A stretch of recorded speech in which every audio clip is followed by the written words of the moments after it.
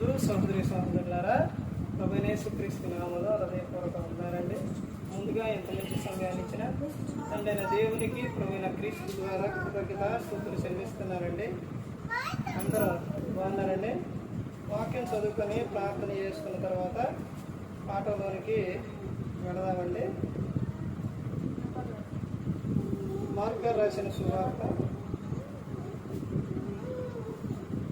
3వ అధ్యాయం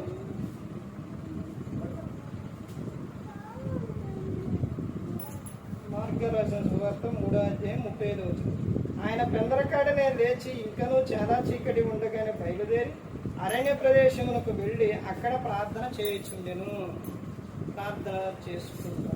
పరలోకమందున్న మా తండ్రి, పరిశుద్ధ ప్రేమ గల తండ్రి, గొప్ప తండ్రి, యెహోవా మీ ప్రియకుమారుడు యేసుక్రీస్తు ప్రభువారి ద్వారా కృతజ్ఞతాస్తుతులు చెల్లిస్తున్నాను ఆయన. ఈ కూడికంతట్లో మీరే ఉంది నడిపించండి ఆయన. వాక్యం బోధించుండగా ఈ లోక సంబంధమైన జ్ఞానంతో కాకుండా మీ జ్ఞానంతో మాట్లాడే భాగ్యం దయచేస్తారని మా ప్రభువైన యేసుక్రీస్తు నామమున వేడుకుంటున్నాం తండ్రి, ఆమేన్. ప్రభువైన యేసుక్రీస్తు నామములో హృదయపూర్వక వందనాలండి. దేవుని కుమారుడు యేసుక్రీస్తు ప్రభువారి లోకానికి వచ్చిన తర్వాత పరలోక రాజ్యం సమీపిస్తుంది కనుక మారు మనసు పొందమని ప్రకటింప మొదలుపెట్టారు. అంశం పాఠం పేరు ఏంటంటే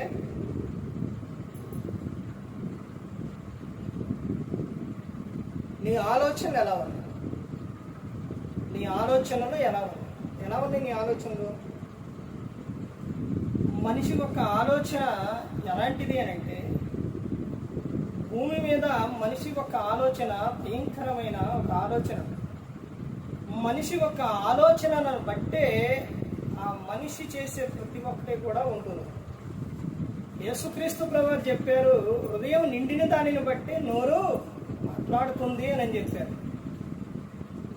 మనిషి యొక్క ఆలోచనలు ఎలాంటి భయంకరమైన విషయాలంటే, వ్యర్థమైన ఆలోచనలు, పనికిమాలిన ఆలోచనలు, పనిలేని ఆలోచనలు, ఇలాంటి ఆలోచనలు మనిషి కలిగి ఉన్నారు. ఎక్కువగా మనుషులు తమ ఆలోచనలను బట్టే వారి క్రియలు కూడా ఉంటాయన్నమాట. మనిషి యొక్క ఆలోచించే దానిని బట్టే వారి జీవితం అనేది ఉంటుంది. మనిషి ఆలోచన ఏ విధంగా ఉండాలని దేవుడు చెబుతున్నారని అంటే, మంచి ఆలోచన కలిగి ఉండాలని.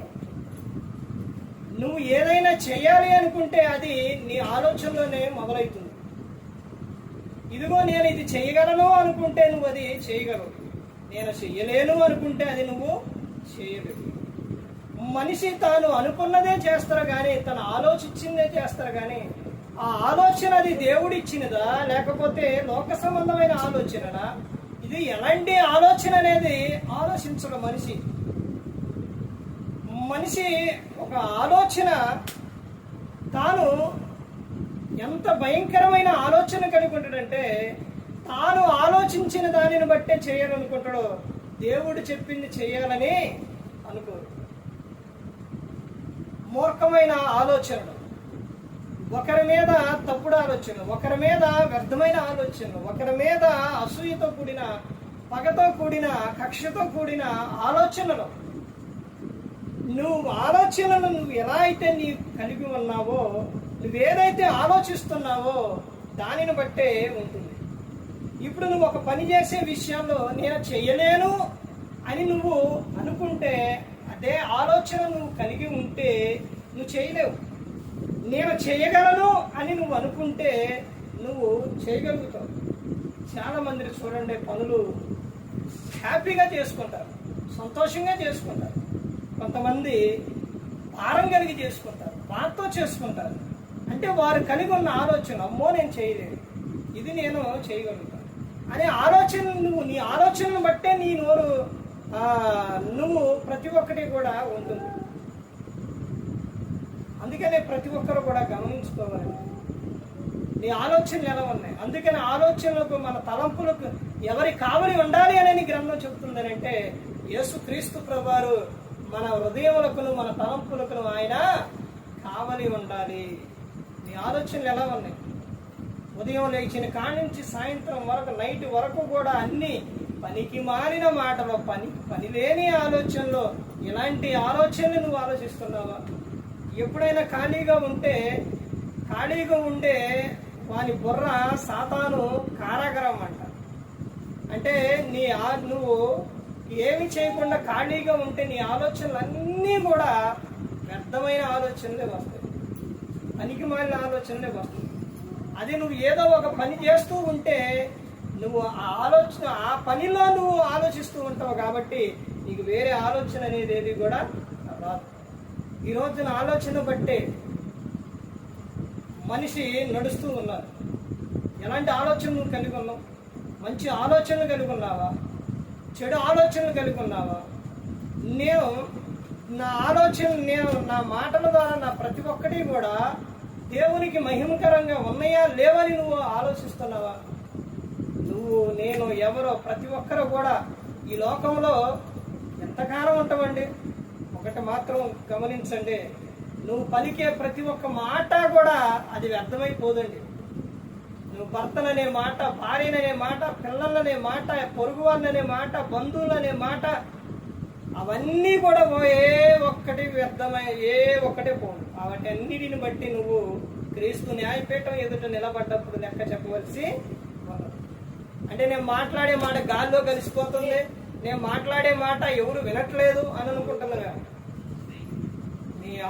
నీ మాటలో నీ ప్రతి ఒక్కటే కూడా దేవునికి తెలుసు.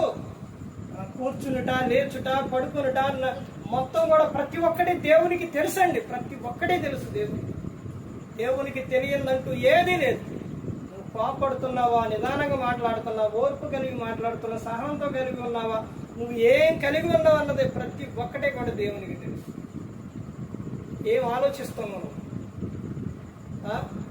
ఆలోచన వలన ఏం జరుగుతుందో తెలుసండి. అదే బీపీ, షుగర్, టెన్షన్ అన్ని మొదలైపోతాయి. అందుకని నీ భారం యెహోవా మీద మోపు, నీ పనులు భారం యెహోవా మీద మోపు, ఆయనే నిన్ను ఆదుకుంటాడు. అందుకని ప్రతి ఒక్కరు గమనించుకోవాలి. ఇక్కడ ఆయన యేసుక్రీస్తు ప్రభువారు ఎప్పుడు లెగాలి, నేను ఎప్పుడు ప్రార్థన చేయాలని అనుకున్నారండి? ఆయన కందరకాడని లేచి ఇంకాను చాలా చీకటి ఉండగానే బయలుదేరి అరణ్య ప్రదేశానికి వెళ్ళి అక్కడ ప్రార్థన చేశారు. ఇప్పుడు యేసుక్రీస్తు ప్రభువారు నేను ఎప్పుడు లెగాలి, నేను ఎప్పుడు ప్రార్థన చేయాలని ఆయన అనుకున్నారు? కందరకాడని, ఇంకా చాలా చీకటి ఉండగానే. నువ్వేం ఆలోచిస్తున్నావు? నువ్వు ఎలా ఎగాలనుకుంటున్నావు? నువ్వేం చేయాలనుకుంటున్నావు? ఎప్పుడు ప్రార్థన చేయాలనుకుంటున్నావు? ఇవన్నీ ప్రతి ఒక్కటి కూడా నీ ఆలోచనలోనే వస్తాయి. నీ ఆలోచన బట్టే వస్తాయి. నువ్వేం ఆలోచిస్తున్నావు? ఎప్పుడు నేను ఈ పని ఎప్పుడు చేయాలని నువ్వు అనుకుంటున్నావు? అది నీ ఆలోచన బట్టి. ఇదిగో నేను ఇది చేయగలను, ఇది చేస్తాను, నేను ఇది చెయ్యాలి, నాకు మంచి పేరు రావాలి, దేవునికి నా ద్వారా మహిమ రావాలి, నేను క్రైస్తవ స్త్రీ అయినందుకు, క్రైస్తవుడనైనందుకు నేను ఎలాంటి పనులు చేస్తున్నాను, ఎలా మాట్లాడుతున్నాను అనేది నువ్వు నీ జీవితంలో ఎప్పుడన్నా తెలుసుకున్నావా? లేకపోతే ఎప్పుడన్నా అలా ఆలోచించావా? అలా ఆలోచించు. ఏం ఆలోచిస్తావు నువ్వు? ఎంత భయంకరమైన ఆలోచిస్తున్నావు? మంచి ఆలోచనలు ఆలోచిస్తున్నావా, చెడు ఆలోచనలు ఆలోచిస్తున్నావు? నువ్వు ఏ ఆలోచన కలిగి ఉన్నావు? నువ్వు పరీక్షించుకో. ప్రతి ఒక్కరు మన ఆలోచనను బట్టే మనం ప్రతి ఒక్కటి కూడా ఉంటుంది. నేను ఏదైనా చేయగలను అనుకుంటే నువ్వు చేయగలవు. ఇదిగో నేను ఈ సమయానికి లెగాలి అనుకుంటే ఆ సమయాన్ని లెగ్గలుగుతావు. నేను ఏదైనప్పటికీ ఈ రోజున నేను వాక్యం చదవాలని నువ్వు ఆలోచిస్తే వాక్యం చదువుతావు. ప్రార్థన చేయాలనుకుంటే ప్రార్థన చేయాలి. కానీ నువ్వు చేసే ప్రతి ఒక్కటి ప్రభువు నందు నువ్వు చేసే ప్రతి ఒక్క పని కూడా అది వ్యర్థమయ్యే పోతుంది. ప్రభువు నందు ఎప్పటికీ కూడా మీరు ఎలా ఉండాలంటే కథలను వారును, స్త్రీలను ప్రభునందు ఎప్పటికీ ఆసక్తులై ఉండాలి. ఆసక్తి ఉండాలి. మీరు నీ ఆలోచనలో స్థిరత్వం ఉండాలి. నీ ఆలోచన మంచి ఆలోచన కలిగి ఉండాలి. అందుకనే ప్రతి ఒక్కరు కూడా గమనించుకోవాలి. ఒకరికి 10 నాణాలు, ఒకరికి 5, ఒకరికి తలంతో విషయాల్లో చూస్తే ఒకరికి ఒకటే ఇస్తే 10కి 10 చేశారు, 5కి 5 చేశారు. ఒక్క తలంతి ఇచ్చిన ఆయన ఒక నాణ్యం తీసుకున్నాను ఏం చేసిండు? ఏం ఆలోచించిండు? వీళ్ళేం ఆలోచించారు? నేను 10కి 10 చేయాలనుకున్నారు, 5కి 5 చేయాలనుకున్నారు. ఆ ఒక్కటిచ్చిన ఆయన దీన్ని బట్టి ఏం చేస్తాం, దాన్ని తీసుకుపోయి అక్కడ పాతి పెట్టిన ఆయన మంచి ఆలోచన కలిగి ఉండా లేడు. వచ్చి ఏమనుడు నువ్వు విత్తన చోట కోయివాడువు, కఠినుడువు, ఇవన్నీ కూడా మాట్లాడుతాడు. అలా మాట్లాడితే యజమానుని అలా మాట్లాడితే ఊకుంటాడా? ఈయన ఏమండో వ్యక్తుడా నీ మాటలను బట్టే నీకు తీర్పు జరుగును అని చెప్పి నీ కాళ్ళు చేతులు బట్టి కఠినమైన చీకట్లో పడేయండి అని చెప్పి అర్థమైందని దేన్ని బట్టి వాడు ఆయన కలిగి ఉన్న ఆలోచనలే దాన్ని ఏం చేసిండు దాని మాటల ద్వారా బయటికి వదిలేసిండు. నువ్వేదైతే ఆలోచిస్తావో ఆ తర్వాత నీ ఆలోచన నీ హృదయంలోకి వస్తాయి, ఆ హృదయం మొత్తం నిండిద్ది, ఆ నిండిన దానిని బట్టి నీ నోరు మాట్లాడి నీకెంత చెప్పినా మాకెంత చెప్పినా మా రాతి గుండె కరగదండి. నీవెంతన్నా చెప్పు, ఎన్ని మెసేజ్లన్నా చెప్పు, ఎన్ని సంవత్సరాలన్నా చెప్పు, మేము ఆలోచించింది మేము అనుకున్నదే చేస్తాం. వాక్యానుసారంగా మేమెందుకు చేస్తాం? వాక్యానుసారంగా మేమెందుకు నడుస్తాం? మా సొంత ఆలోచనలో దేవుడు ఏదన్నా ఒక మంచి ఆలోచన ఇచ్చినా తీసుకోం. మేము మా సొంత ఆలోచనలు బట్టే మేము నడుస్తాం, మా సొంత ఆలోచనలు బట్టే మేము చేస్తాం అని ప్రతి ఒక్కరు కూడా ఈ రోజున చాలా మంది అనుకుంటున్నారు. చాలా మంది అనుకుంటున్నారు నీ ఆలోచనలు నీ అన్నీ కూడా ఒక రోజు ఏమైపోతాయి తెలుసండి? ఎందుకు పనికిరావు. లోకం విడిచినప్పుడు ఆడికి వెళ్ళిన తర్వాత నువ్వు ఉపాయం వేసినా లేకపోతే నువ్వు ఏదేసినా నువ్వేం ఆలోచించినా ఏదైనా కానీ అక్కడ ఏమీ పనికిరావు, అక్కడ ఏమీ పనికిరావు. అందుకని ప్రతి ఒక్కరు గమనించుకోండి, ప్రతి ఒక్కరు కూడా తెలుసుకోవాలి. మంచి ఆలోచన నువ్వు కలిగి ఉన్నప్పుడు నీ నోటిలో నుంచి కూడా నీ హృదయం మంచి మాటలతో నిండుతుంది కాబట్టి నువ్వు మంచిగా మాట్లాడు. ఒక క్రైస్తవుని మాట ఒకరిని బలపరిచే విధంగా ఉండాలి. ఉప్పు వేసినట్టు రుచి కలిగిన మాటలుగా మాట్లాడాలి కానీ వ్యర్థమైన మాటలు కానీ పోకిరి మాటలు కానీ సరసక్తులు కానీ ఇవి నీ నోట రానేకూడదు. బూతులైనవి ఇవేవి కూడా నీ నోట రాకూడదని చెప్తాను. ఏం మాట్లాడుతున్నావు అసలు? నువ్వు క్రైస్తవుడమైనందుకు ఎవరైనా కానీ నీ మాటలను బట్టి కానీ నీ ప్రవర్తనను బట్టి కానీ ఎవరైనా మారారా? ఎవరైనా క్రీస్తు యొద్దకు వచ్చారా? ప్రతి ఒక్కరూ కూడా తెలుసుకోవాలండి. ఒక కుటుంబంలో ఒక ఇల్లాలు అంటే స్త్రీని బట్టి భార్యను బట్టి భర్త మారాలి, భర్తను బట్టి భార్య మారాలి, వీళ్ళ బట్టి పిల్లలు మారాలి, ఆ కుటుంబం మారాలి. అలా మారట్లేదు అని అంటే ప్రవర్తన సరిగా లేదు అని. ఇప్పుడు నువ్వు ఏం ఆలోచిస్తున్నావు ఒకసారి ఆలోచించు. నువ్వు ఆలోచించి ఏదైతే ఆలోచించాలో పడుకుంటావో అదే నీకు కళ రూపంలో వచ్చేస్తుంది. ఉదయాన్నే లేచి నాకు అది జరిగింది, అది ఎట్టా, ఇదట్ట, అదట్ట అదని అంటాం. ఎందుకు నీ మాటలు, ఎందుకు నీ వ్యర్థమైన మాటలు? వాటి వలన ఏం ప్రయోజనం? ఒకటే ఉంది, నువ్వు మాట్లాడే మాటలకు ఒకటే ఉంది, ఏం ఉపయోగం లేదు. కానీ ఒకటే ఉంది, ఏంటో తెలుసండి?